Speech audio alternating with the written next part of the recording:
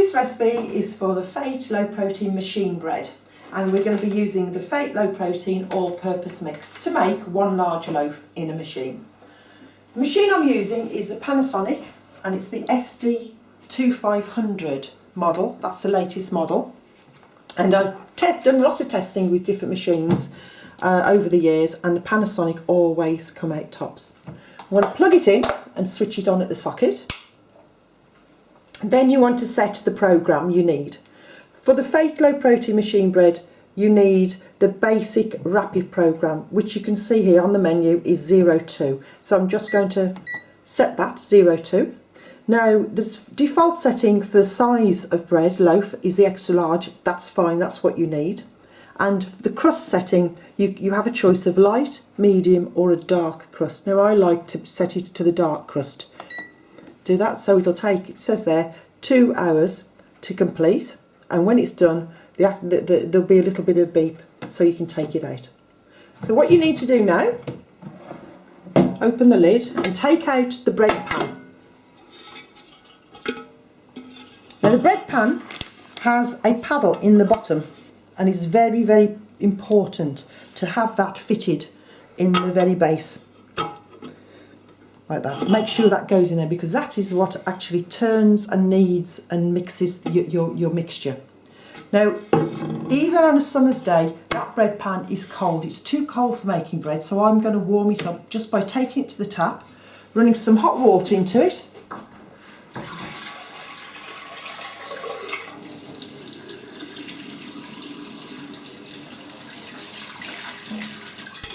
Just fill it about halfway up.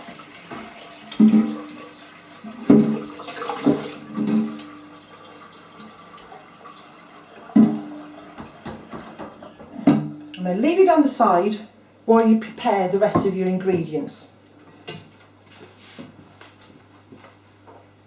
Simply open the packet of Sachet all-purpose mix.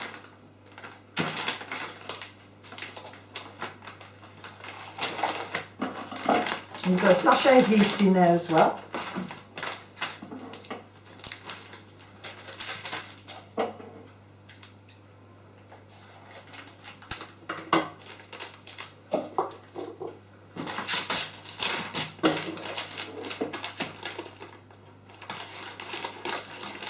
Open that.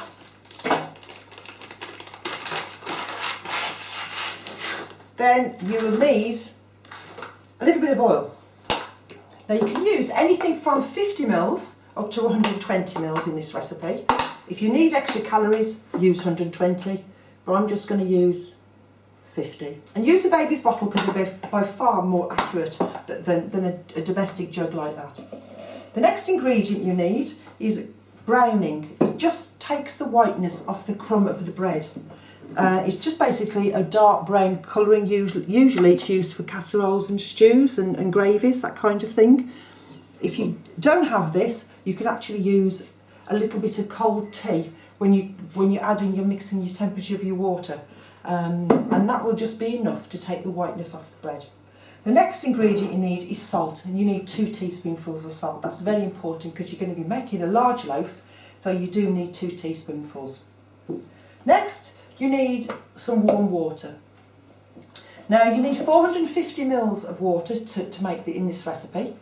Now the temperature of the water is very important to get right.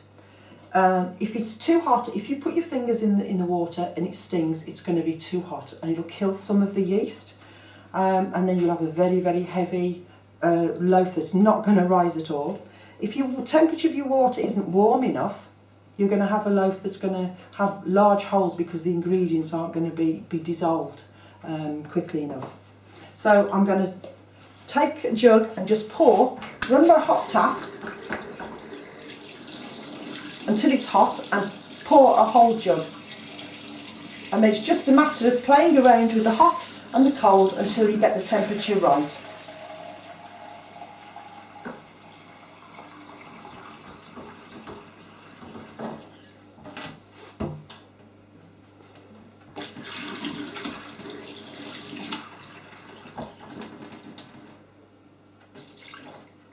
Yeah, I think that's correct.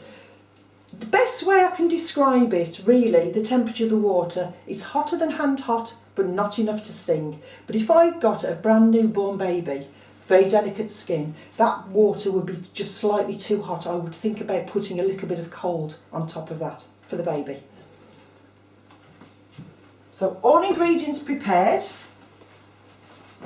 My bread pan now is nice and warm, but I'm going to throw that water away. And then it's just ready to put together. In the bottom of the pan you want your 2 teaspoonfuls of salt.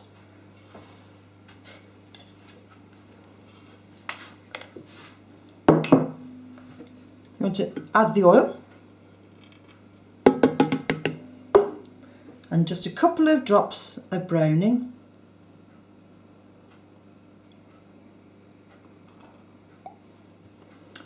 And then use your baby's bottle again to add your 450 ml of warm water. That's 250 that goes in. And then you want 200, so that's 450 in all.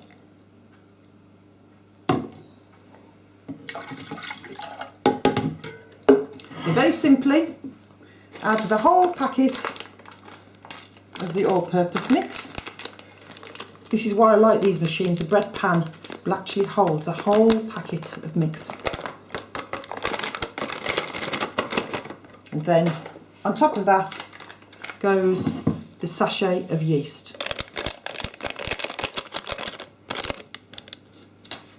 And take it to your bread machine. Make sure it's fixed into the bottom, clicks in place, and switch it on. Now I don't think I've done too bad at the moment, at this time. I have splashed a bit of mix all around the outside. You just need to knock that back with a spatula. So it doesn't matter, the machine is started to mix, doesn't really matter, but just be careful you don't knock the paddle, just keep the spatula on the side.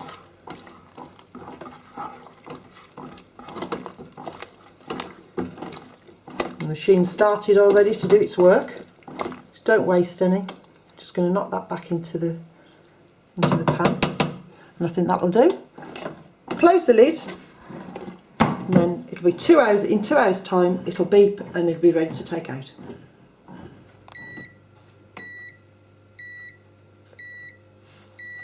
So the machine is finished now. So I'm just going to press the stop button to switch it off. Unplug and switch it off at the mains, and then you want to take a cloth and lift the lid. Now you've got to take this out, but be careful because it is really hot. So use a cloth, grab the handle and twist the bread pan and pull it out of the machine. And then put it onto a wire rack. Now I'm just going to tip it out of the pan. I always have the handle towards me, so then you can grab the sides and then just shake it a couple of times and it should come out cleanly. Now if the paddle is still actually lodged in the middle of the bread. Sometimes this happens, sometimes it actually stays in the bread pan, but you can see the mark where the paddle is on the bread. But at this stage, if I was to try to get that paddle out, I would make a bigger hole in the centre. So you want to leave the paddle where it is until the loaf is cold, and just leave it on the wire rack to cool.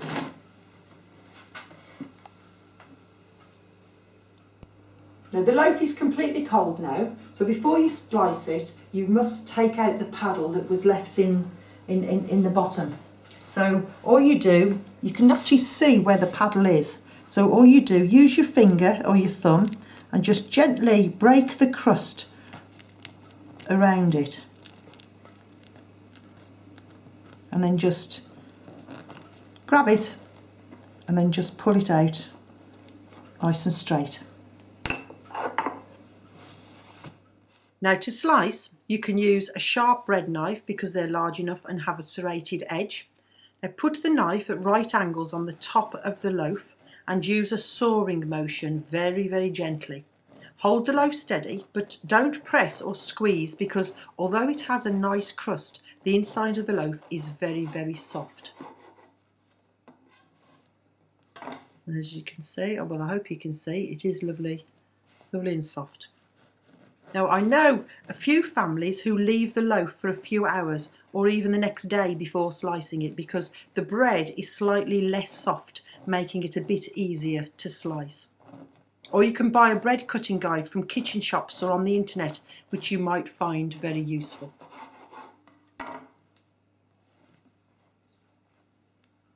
That's 2 slices. Now, some people find an electric knife works well.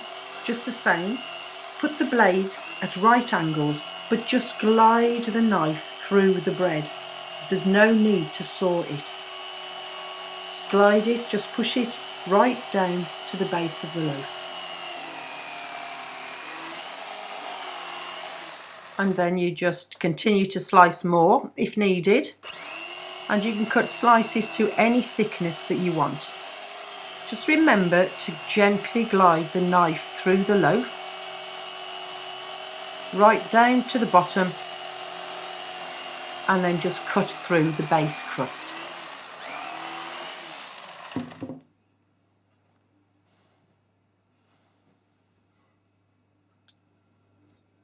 Now you can leave the loaf or a few slices on the side to use up in a few days. Make sure you keep it covered or wrapped, or place it into a freezer bag to freeze it.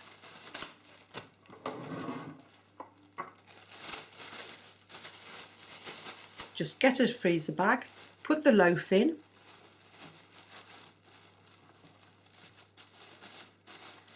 then find the ends, tie up the ends and squeeze out the air, and then you just tie the knot tighter. And if you're going to freeze it, be careful not to squash it. Give it plenty of room so that the slices can be easily separated when needed. And this is a nice thick slice, toasted.